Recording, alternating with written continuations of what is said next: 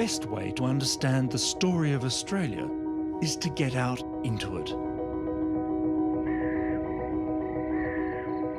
Feel the sun beating down on its ancient bones. And I do mean ancient. To get a true appreciation of how old Australia really is, you need to get a sense of deep time.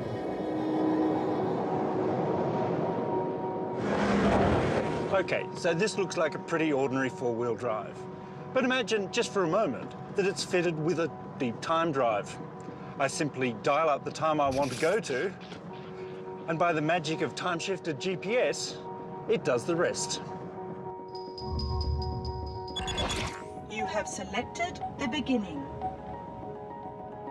I've set the controls for 1,000,000 years per minute.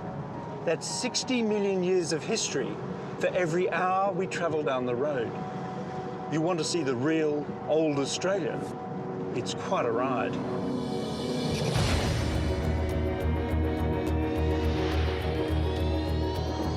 At 1,000,000 years per minute, a blink of an eye sees us in an Australia before Europeans.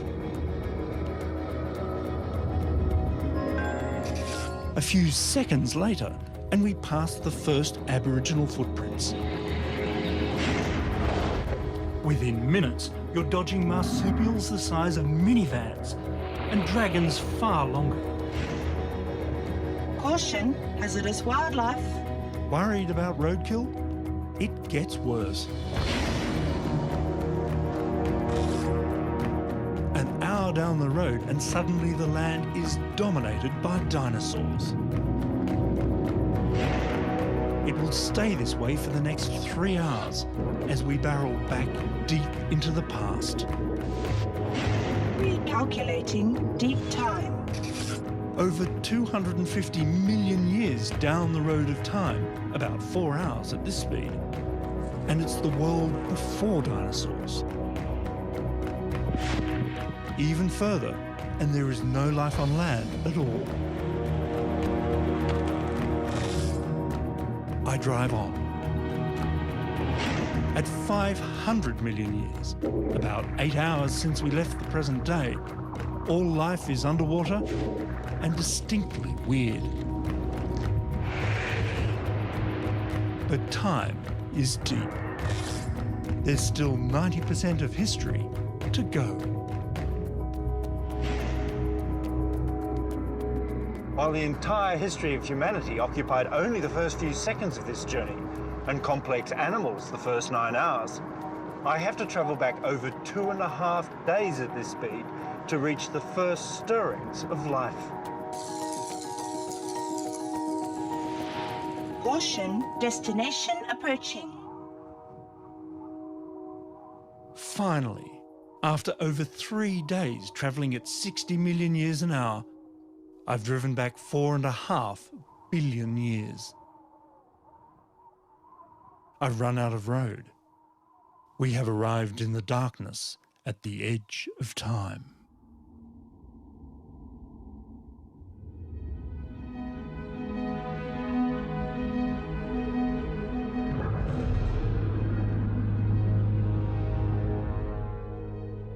When the first rays of the newborn sun shone out into space, they illuminated a scene of untold cosmic violence.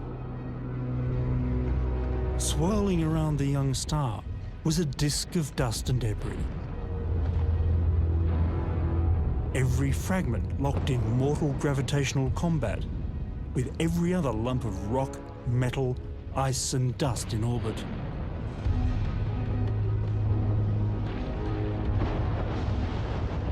This is the process of gravitational cannibalism that marked the formation of all the planets.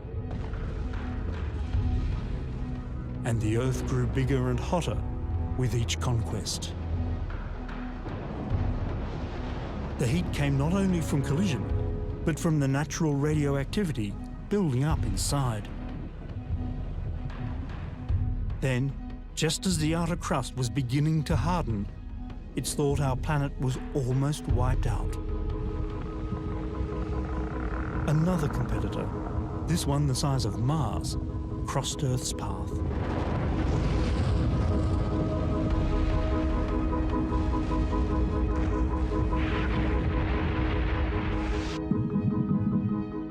The aftermath was the formation of our pale, airless companion, the Moon. And the red-hot, iron-rich ball of rock we know today as home. Understanding the fiery birth of the Earth really helps explain how the engine of our planet works. The crust I'm sitting on might have cooled down, but the planet below all of us is still a hot ball of rock spinning around in cold space, and it's still trying to cool down.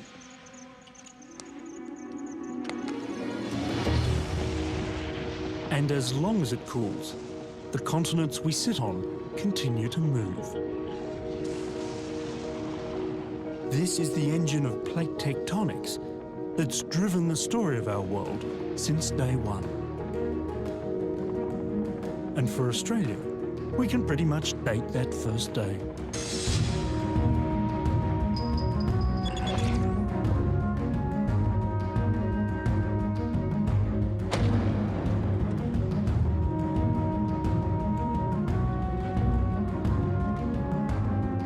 Nearly 2,000 billion sunrises after that first dawn, I'm heading west to one corner of the country that has faithfully kept a record of the earliest days of planet Earth.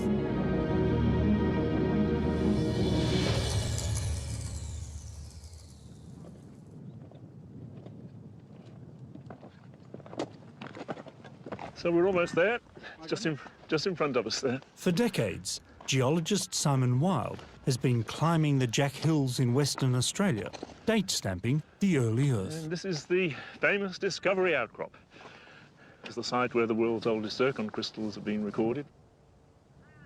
Though ancient, it's not the rocks themselves that are so old here, but the microscopic crystals of zircon within them.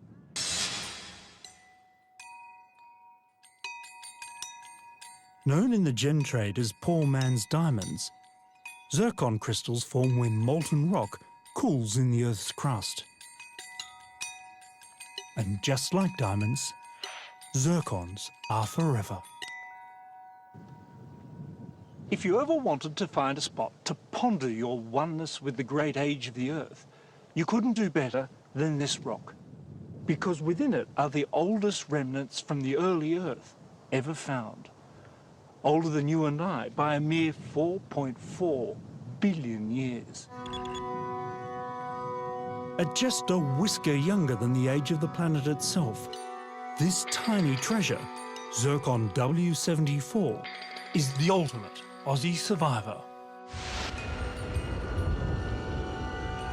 Recycled from rock to rock, zircons like W74 have resisted everything the planet has thrown at them. And yet they've somehow managed to keep a diary of the earliest days, locked deep within their crystal lattice.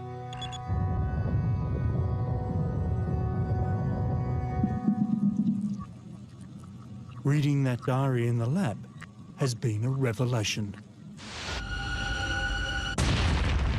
The oldest zircons, it seems, crystallized inside molten continental granite that cooled rapidly in the presence of abundant liquid water. Waves were probably breaking against the cooling shore of the future Western Australia within 150 million years of the Earth's formation.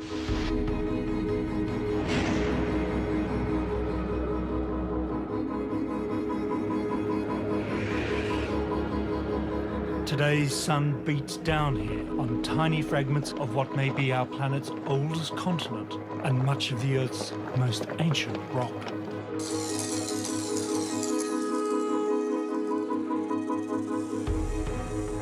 It's no surprise then that Australia feels like an old, tough country.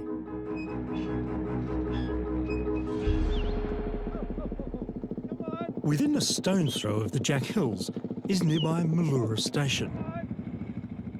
Here, third-generation rancher Patrick Walsh ekes out a living from the oldest corner of an ancient land, a red and rocky heritage from the dawn of time. The geologists are up there getting terribly excited, bashing on rocks and getting things. Yeah, they're very excited. I always joke with them and say that that's the new G spot in geology, because you get a good laugh out of it, and it is important. It did rewrite the geology books. That doesn't happen every day.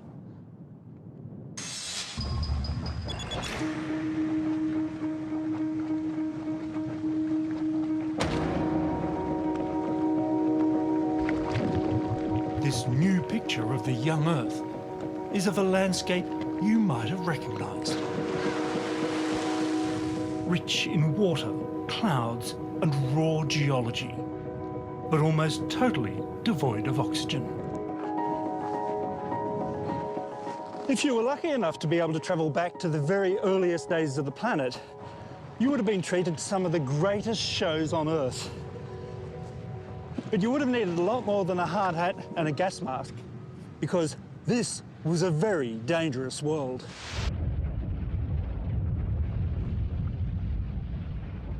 We can tell from the heavy cratering on the moon at this time that the early Earth must have been pounded to within an inch of its life.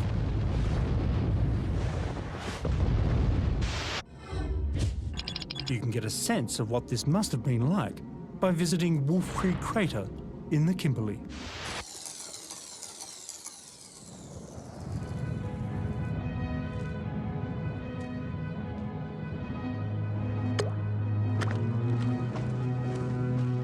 The great thing about Wolf Creek Crater is because it's so fresh, relatively speaking, it's a terrific place to see what sort of impact a big impact can make.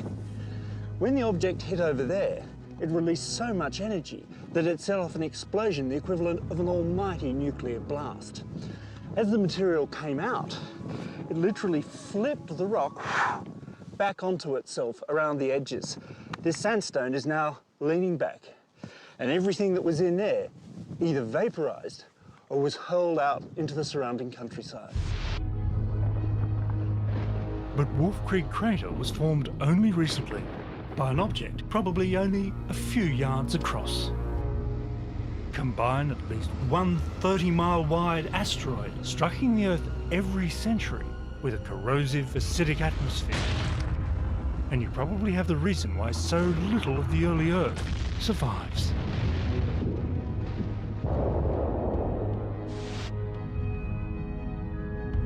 The craters of the moon show that the Great Bombardment slowed about 3.8 billion years ago. But while the moon's face has changed little, the Archean Earth looked nothing like the world today. None of our familiar continents. No green blush of life on land.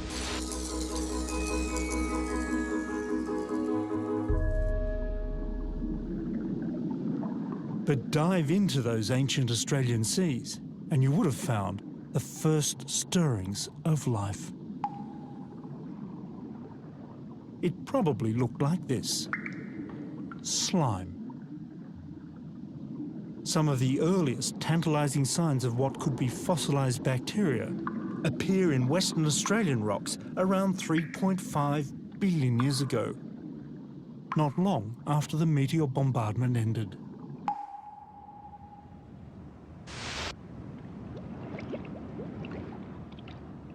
While the details of the origin of life remain shrouded by the mists of time, scientists are starting to get a fix on when and probably where it happened. And one thing is for sure, the early Earth had plenty of the raw ingredients. A reliable supply of water, heat and biologically useful chemicals could all be found close to volcanic vents, like in these hydrothermal pools in New Zealand.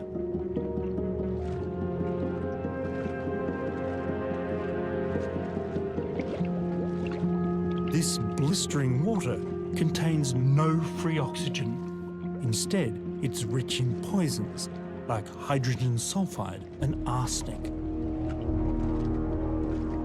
And rich in life too. The orange scum lining the rocks is a jungle of primitive bacteria and archaic microorganisms, all feeding on the noxious goodies oozing from the hot earth below.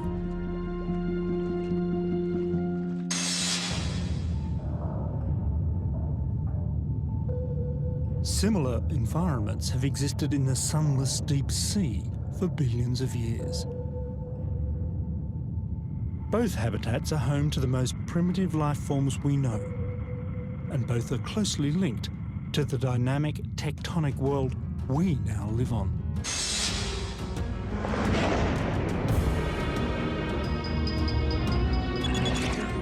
Wherever it started, life soon took hold in the sunlit shallows. And to see what it looked like, we need to head to the beach. The Australian outback, bone dry and baking hot. Hardly the sort of conditions you'd associate with the origin of life. But it's precisely because of this tough environment that down at the end of this road, we can find a unique glimpse into the world at the dawn of life.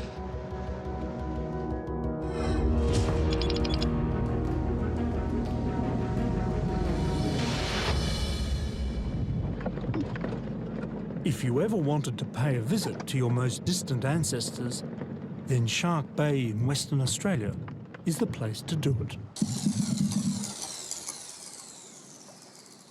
The high rates of evaporation here in Hamelin Pool make the shallow water twice as salty as the open sea. Just the sort of tough, preserving conditions for slow-growing old-timers who prefer to be left alone.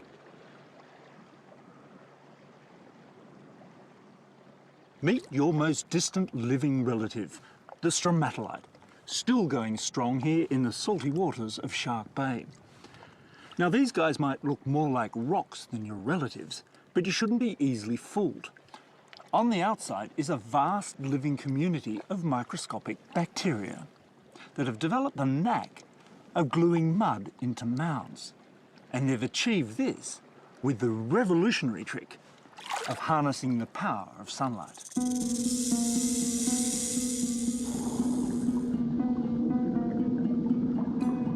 Photosynthesis changed the world. No longer slaves to volcanic energy, light-harvesting bacteria began to spread to any sunlit surface in the sea. And growing as stromatolites, they could even make their own.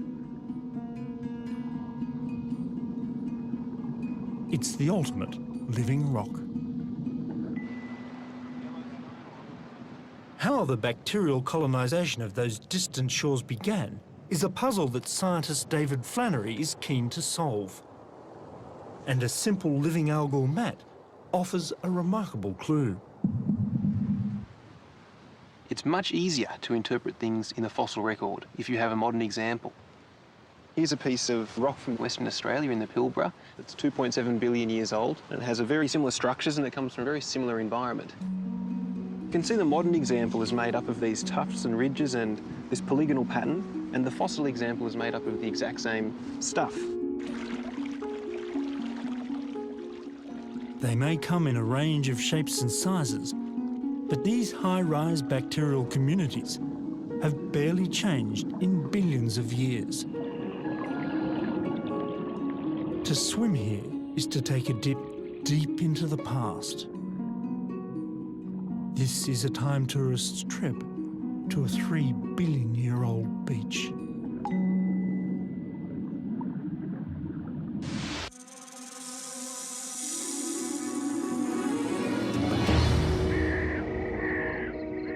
We know that stromatolites dominated the ancient Australian shorelines because you can still visit them, preserved in the rocks of Western Australia's Pilbara region.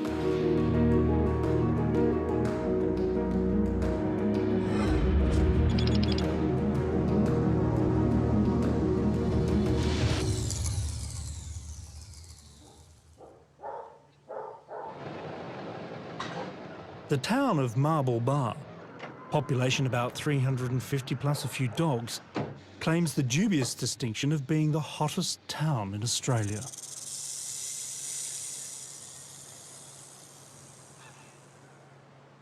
It's probably why some joker dubbed this torrid little spot a few hours out of town North Pole.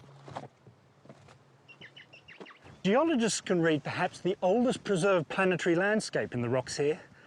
A coastline with beaches and sandbars. And something else. The gentle laminations in these rocks have been interpreted as the first tangible evidence of life. Visible to the naked eye, these may be the world's oldest fossilised stromatolites, dated to nearly 3.5 billion years. Though the biological origin of the oldest fossils is still debated, the Pilbara's rocky ranges are clearly awash with once living stromatolites that in places must have formed extensive coastal reefs.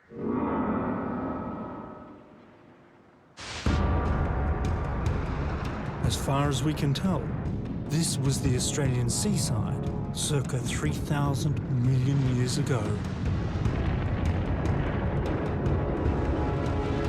Stromatolites in the shallows, smoke on the horizon, fire in the sky.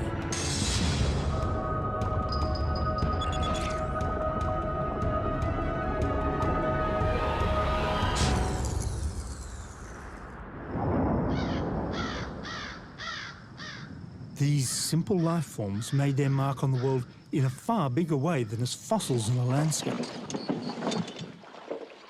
They started making the landscape themselves. South of North Pole lies another Pilbara treasure, Karijini National Park.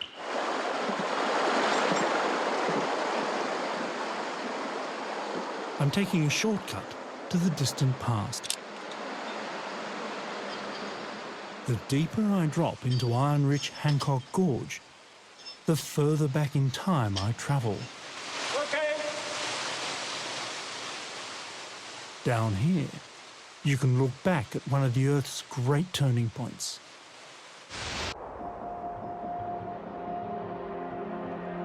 Two and a half billion years ago, the atmosphere was still without oxygen. But beneath the waves, stromatolites and their photosynthetic kin were steadily releasing this reactive waste product into the water. It didn't get far. The oceans were full of dissolved iron left over from the planet's formation. Mix oxygen with iron, and you can guess the result. The oceans began to rust.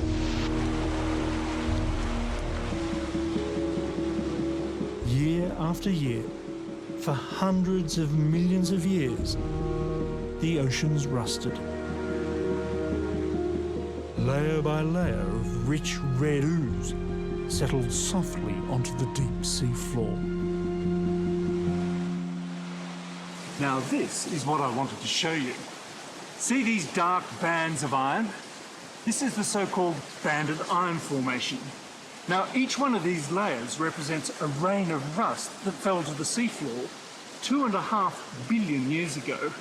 And you can see these pale bands in between. Now nobody knows if this represents some kind of strange seasonality, but if you think that every one of these layers of rust represents a pulse of oxygen in the oceans, then what you're looking at is the planet breathing, the first breaths of the biosphere.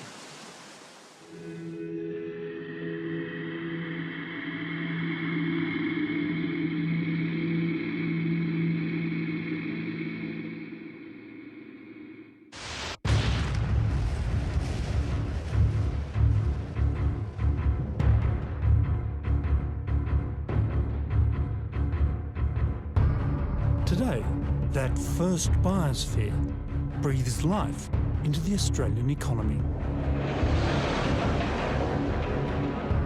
The massive iron ore deposits of the Pilbara are the direct economic legacy of the rusting of the oceans. it's not until you stand deep in the pit of an iron ore mine like Mount Whaleback that you get the true sense of the scale of the rusting of the oceans.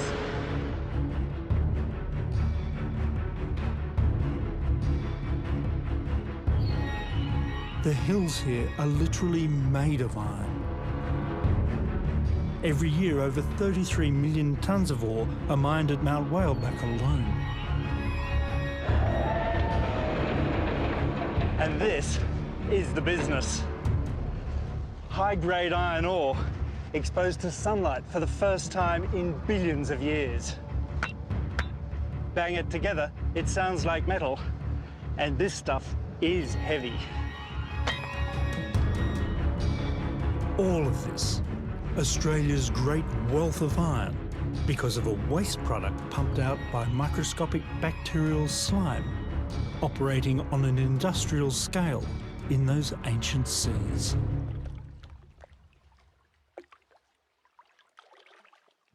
The empire of the stromatolites was without doubt the greatest in the history of the Earth.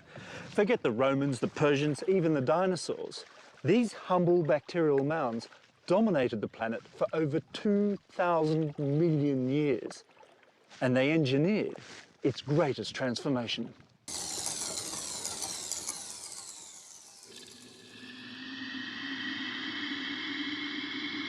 Once turned on, the oxygen tap could not be turned off. The formation of iron was just a phase the Earth was going through. After 700 million years of rusting, the oceans pretty much ran out of iron.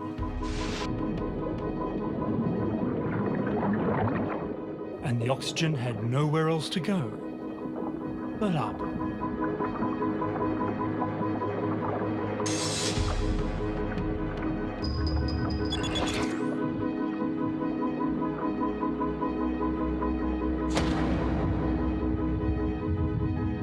Now, for the first time, oxygen began flooding into the atmosphere. It was to be the greatest pollution event in history. Without the oxygenation of the atmosphere, we wouldn't be here. Nor would the myriad species we share the planet with.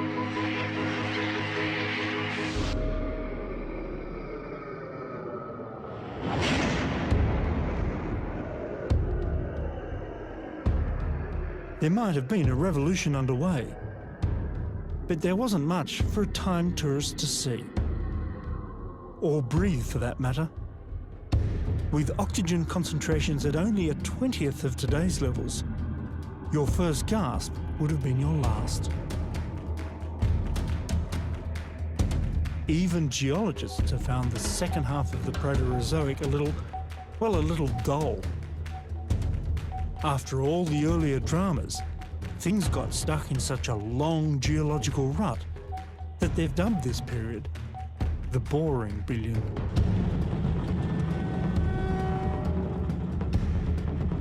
But it was quite a good time for continental construction. The hot planet below had been busy, pushing and welding together the ancient chunks of continental landmass that today make up most of the western two-thirds of Australia.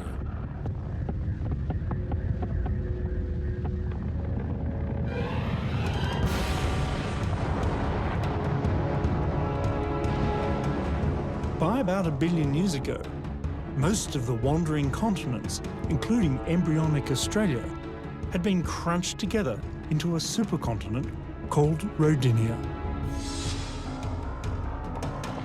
Fossil evidence points to some of the first seaweeds, sponges and embryos appearing at this time. Life was moving beyond bacteria. And just as it did so, it was nearly stopped in its tracks.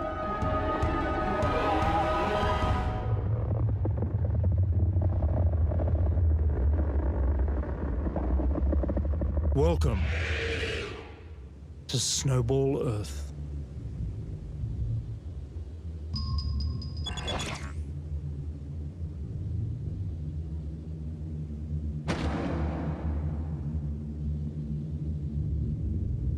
unmistakable evidence from around the world points to two great waves of glaciation that locked the planet in the firm, icy grip that gave the Cryogenian its name.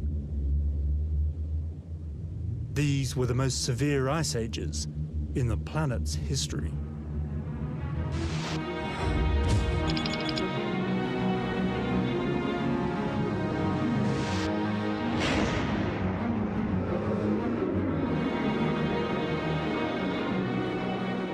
The Flinders Ranges in South Australia seem a world away from a great global ice crisis. Yet it was here that clues to just such a calamity were first found.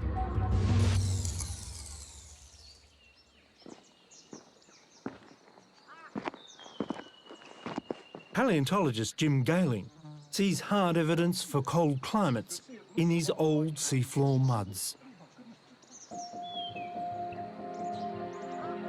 This is tidal rhythmic sedimentation. In other words, every single tide has been recorded as a couplet of layers. But the beauty of this, it's a complete record of tides for as much as 60 years. And that is unique for rocks that are 640 million years old.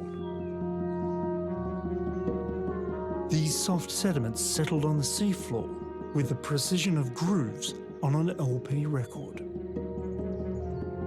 Each band turning to the beat of an ancient tide.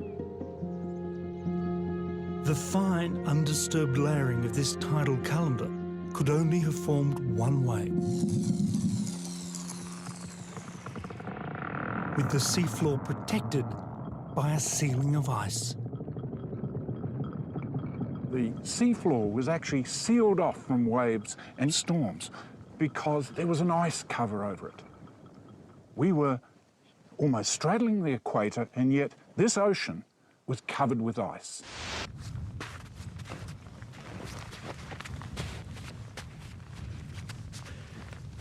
This is what we think the oceans of our planet would have looked like during one of these events. Frozen solid from the poles to the tropics. Now this is the frozen Arctic Ocean north of Barrow in Alaska today. In a month or two, most of this ice behind me will break up and drift away. It'll come back next year. But just imagine if the ice set in not for a season, not for a century, but for 1 million years, or even 10 million years. It's very hard to imagine anything surviving such a cold, cold world.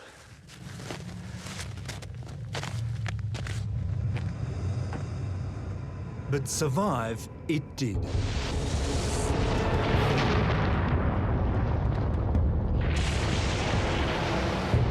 It was plate tectonics to the rescue.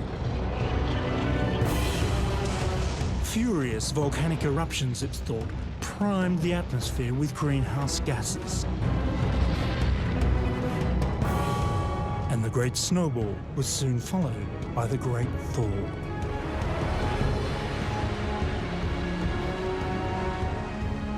As the ice caps melted, seas rose and flooded back across the land. But the world that returned had changed. Life had not only survived the ice-bound snowball years, it was about to flourish. The moment is caught in time, here in the Flinders Ranges. With a sudden shift to warm yellow rock, the so-called Golden Spike. Now, so what, you might ask? Well, this is a really significant moment in Earth history because everything down here is icehouse, the end of the great snowball Earth. But up here, the planet's returned to greenhouse conditions. But much more than that.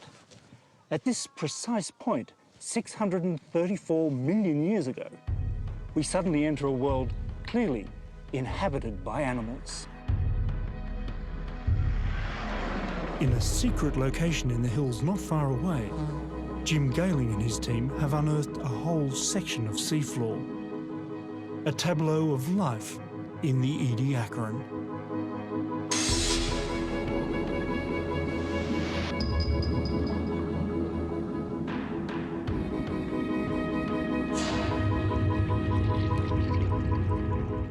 These are some of the oldest multicellular animals to be found on Earth.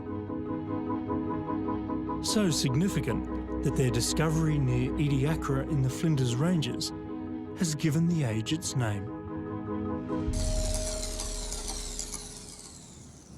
So you're looking at a snapshot of life on the quiet bottom, just below the reach of waves during fair weather. Here was a garden of strange animals. Frond-shaped creatures feeding in the current. Others resembling anchors and throat lozenges.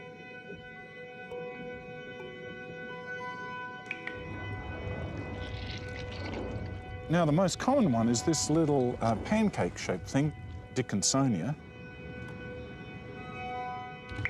Like a puffed-up placemat, Dickinsonia could reach about 3 feet across. It seems to have slid slowly over the seafloor, stopping from place to place to feast on the carpet of bacterial slime.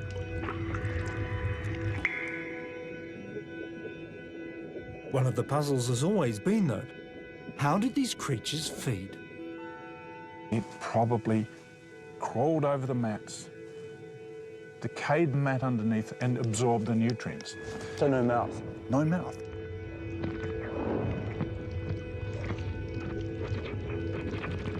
What is certain is that there were things moving about on the seafloor looking for food. What's this guy here? Oh, yeah, now that's one of my favourites. It's Sphrygina, and it's important because we see that there's a head end, looks like a shield, with a bulge behind that, which might just be concentration of its sensory organs. So a brain, an early brain. That's right. So the first smart creature on Earth, perhaps. Maybe the last. Sphrygina was an animal on the prowl, a pioneer crawling into the record books right here on a long-lost Australian shoreline. The record that we have here is of the first animals, the Ediacara biota, which could actually move and feed on the sea floor. And forever after, the Earth was going to change.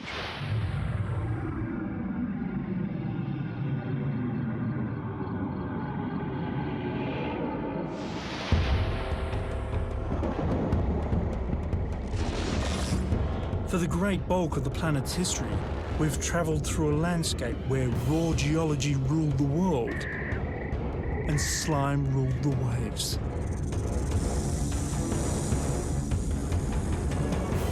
And now, after nearly 4 billion years on the road, we've arrived at the end of the beginning.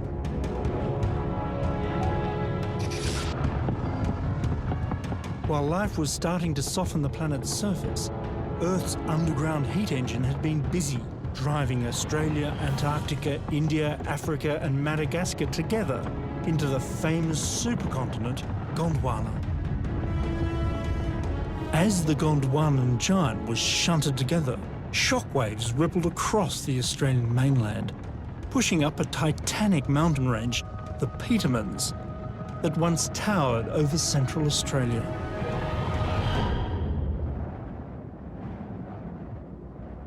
By the time the sun was glinting off their jagged icy peaks, it was also sparkling through into the first seas of the Cambrian.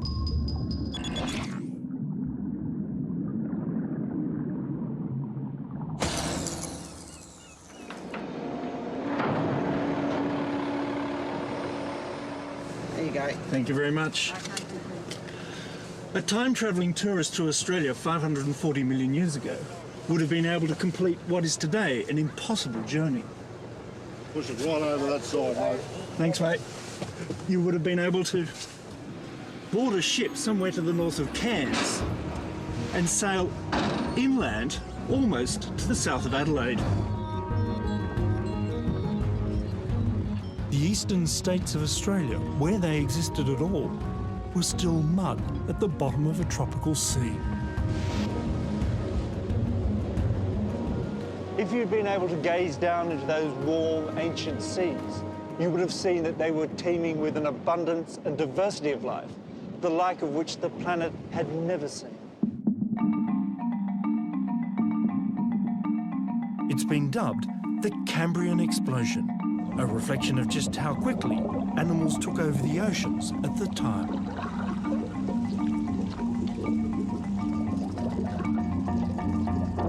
There'd been strange creatures in Australian seas ever since the Ediacaran. But now, suddenly, things that might not look out of place on a seafood platter were scurrying over the sand.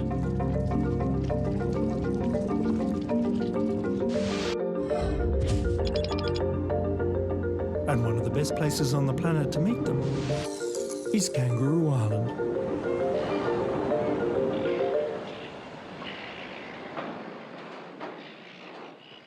Tucked away high above the waves of Emu Bay lies one of the world's premier Cambrian fossil sites.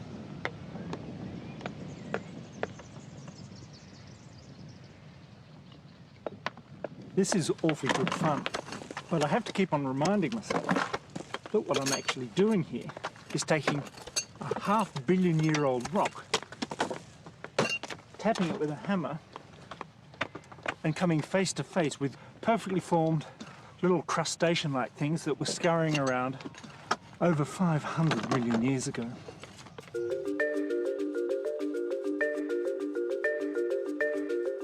These are trilobites, ancestral arthropods that made their grand entrance in Cambrian seas. The Cambrian explosion was a time period in the history of life which is probably one of the most significant in Earth's history. We see animal groups that are recognisable today first appearing in the fossil record. So the arthropods, for example, things like spiders and crustaceans and insects, and the mollusks, another major group that we see today. They have their recognisable beginnings in the Cambrian.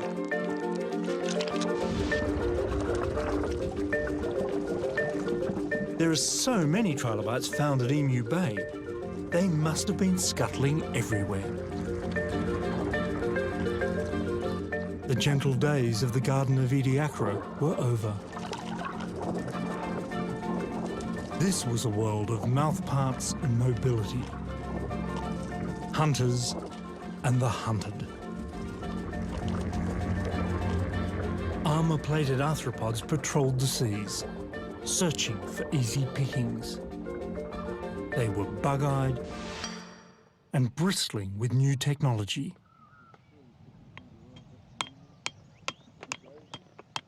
Astonishingly, some of their soft body parts have been exquisitely preserved. Here's looking at one of the world's oldest eyeballs.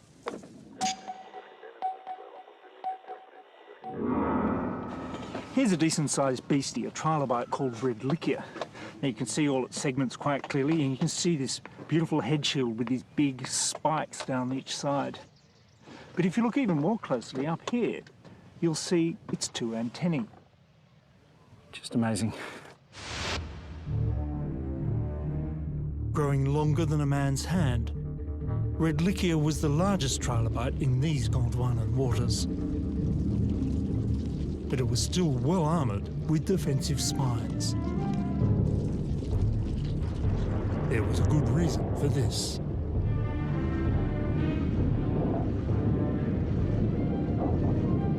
Top predator in the Cambrian Ocean was a giant arthropod called Anomalocaris.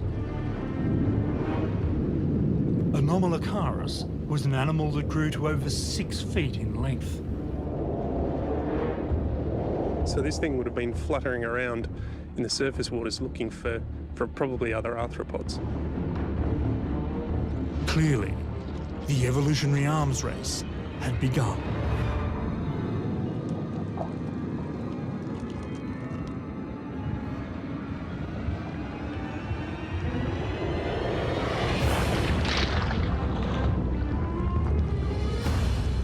While the trilobites went on to reign for another 250 million years, Anomalocaris swam into oblivion by the end of the Cambrian.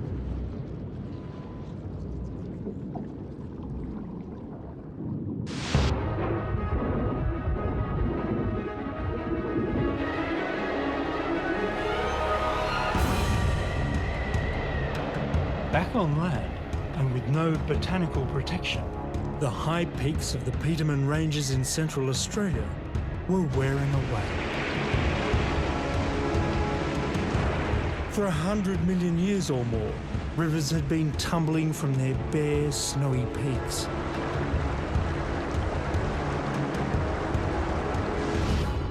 These days, the Petermann Ranges are little more than a fading blue blip on the Central Australian horizon.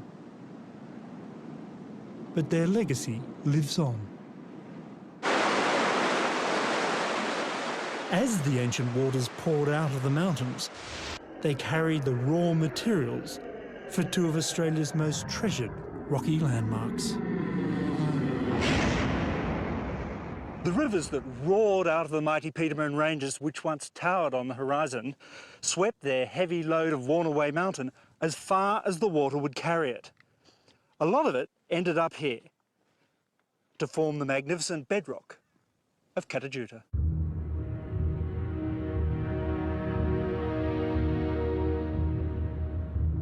The smooth domes of Catajuta are the eroded remnants of a thick conglomerate of rounded river cobbles dropped by the fast-flowing water.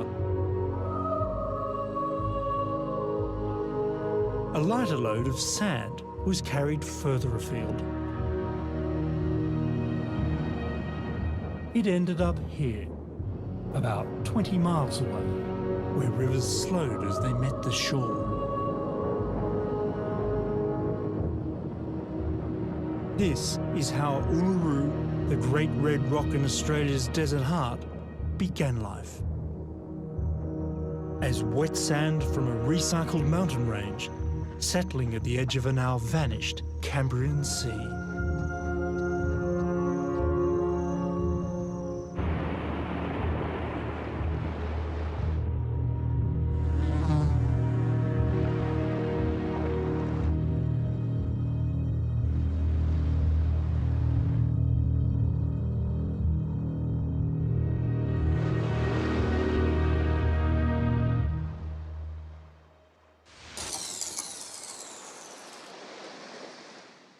The lights went down on Cambrian Australia, with the stage set for the next great drama in the story of the Earth. And the cast was already gathering out to sea. Despite the explosion of life going on in the sea, if you'd taken a walk on a Cambrian beach, you probably wouldn't have noticed much going on at all. Perhaps a trilobite might have tickled your toes, but apart from the wind and the waves, this was a silent world. There was still no life up there, on land. It would not stay this way for long. The seas, now bursting with life, were set to spill their cargo onto the bare Earth. And Australia was ripe for conquest.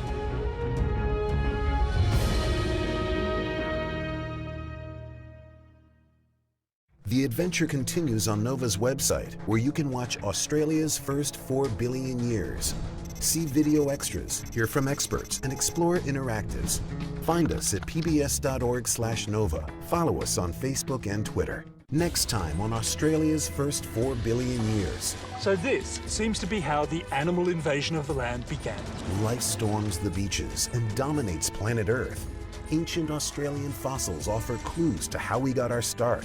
My goodness, that's the world's earliest umbilical cord we know of. This is something truly special, a living link to our fossil past. Life explodes on the next episode of Australia's